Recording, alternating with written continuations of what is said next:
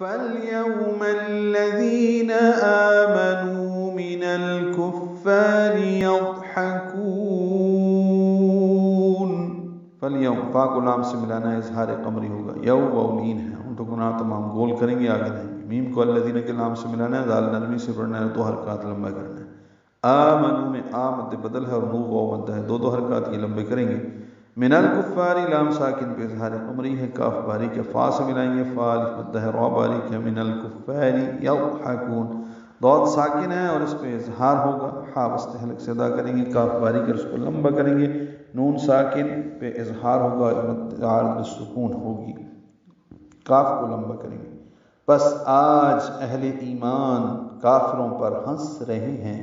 علی الارائک ینظرون، یہ آیت ہم پہلے پڑھ چکے ہیں. آیت نمبر 23 دیکھ لیجئے.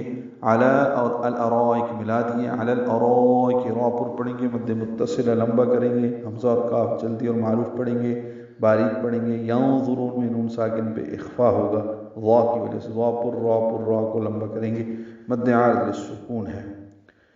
مسندوں پر بیٹھے ان کا حال دیکھ رہے ہیں.